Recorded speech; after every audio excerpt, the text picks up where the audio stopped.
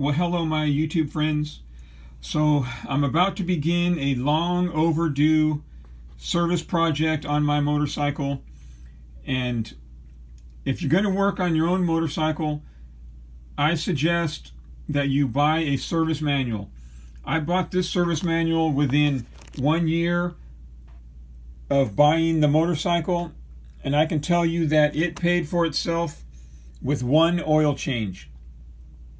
Okay, everything that it shows and does are things that I haven't necessarily gotten to, or projects that I haven't necessarily worked on.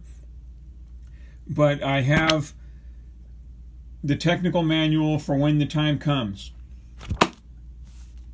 When I post my tutorials, I will always reference the service manual so that you will see what I see and you won't have to take my word for it. Okay, so let's move this out of the way. Let's get my my virtue signal up next. So I was in Lowe's parking lot today, right? I went to Lowe's. Here comes the guy. You know, he's, you know, I'm not trying to mock him, you know, I mean, I guess he's deaf, whatever, you know, I didn't interview him. Is it a scam? Is he acting like he's deaf, but he's really not? I don't know. I doubt it. I mean, so I gave him $5 for this thing. Thank you. Fine, whatever. You know? Okay, now, you'll see here, I got an O-ring, and I have this gasket. This is the inner and outer primary gasket. This O-ring, I don't even remember where it goes. I think it must go in this area on the bike. You know, when the time comes when I take it apart, I'll know where it goes, you know, because I'll see the old one. Okay, hold on a second.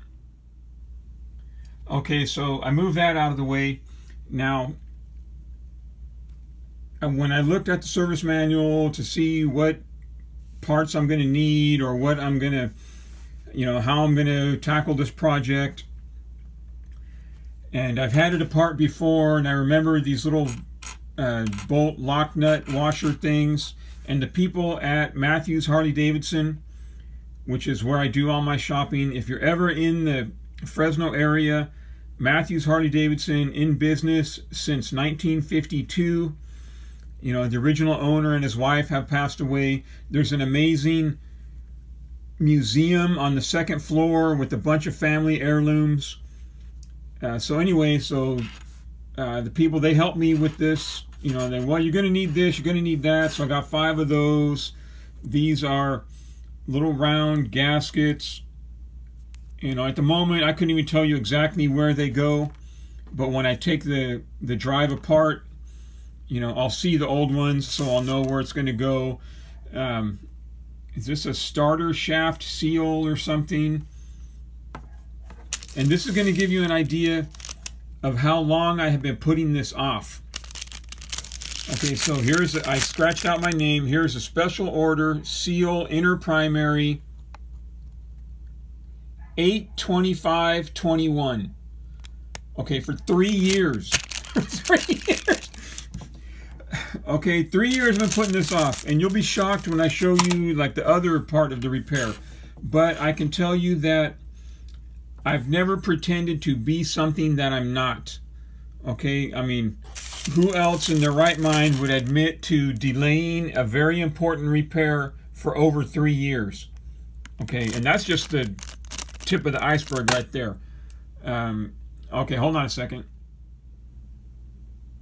Okay, so for what the job I'm going to do, I'm going to need a number of tools, and one of the tools that I'm going to use, that I'm going to need, is this piece of glass.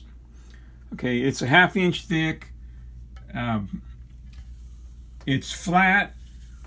Okay, now to a professional machinist from the old school, that would be my uncle, he would tell me that glass is not flat. And in his eyes, it's not, because the old processes of making glass, it wasn't flat. This was flat enough. I'm going to use this to check the clutch plates for warp. Okay, I'm not replacing any clutch plates sight unseen yet. I'll get into that reason later, but one thing, and I'll show you how it's done when the time comes, you're going to need a piece of glass or a flat surface, you know, a mirror or something like that. Okay, hold on. Okay, you saw this compensating sprocket in my other video. I am replacing it sight unseen. I saw in a video that it can be a weak spot. We'll see how the original looks when it comes apart. Okay, so this nut right here, you'll need a few more tools. This one is a snap-on.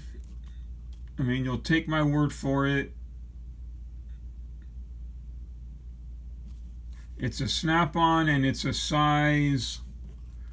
Where's the size? It's a. Okay, there's the word snap-on, and the size is right here. 1 1/2. Okay, so you'll need an 1.5 inch socket, and to fit this nut right here. And I had a heck of a time buying these two sockets when I had my primary disassembled that other time. This one, I was chasing down, I was trying to get a hold of a snap-on truck or a tool truck of any sort. I finally got a hold of one dude. Well, I'm going to be here at this garage, that garage, chasing him all over town.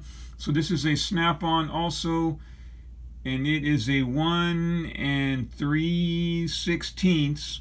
So you'll need a 1 3/16 socket also. This one must go on the other end. Okay.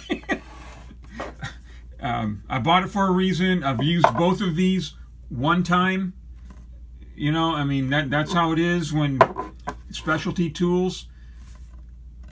Okay, now this nut right here, the torque rating in the manual is 150 pound-feet of torque. Okay, so hold on a second.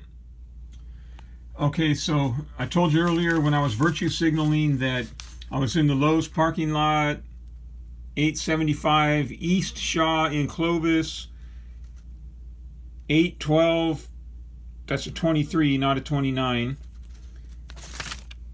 And the price was $90 with an out-the-door price of $97. And so I bought this Cobalt 1/2 inch drive, 50 to 250 pound torque wrench, click type, you know, not digital or anything like that. It was only 90 bucks. It's made in Taiwan. You can see it's still brand new. That thing's still in place. When I did this job previously, my friend at work, he's like, and this is what I did. He's, yeah, all you got to do, just, you know, get your impact wrench and put it on there and go bap bap. You know, that'll tighten it enough. That's good. You don't have to do exactly 150 pound-feet of torque. And that's what I did, and that's how it's currently assembled. But this time I'm going to use the proper torque setting. So, you know, 100 bucks for a wrench that I'm going to use once, right? Hopefully only once. I don't have to disassemble it again. You know, these things, they were super expensive. I don't know how much these were. You know, Snap-on, they're pretty proud of their tools. So that's a brief overview of the parts and tools that you're going to need to replace your compensating sprocket, to open up and work on your primary drive assembly. All right, I'm not going to do the verse of the day today, so you folks have a good day.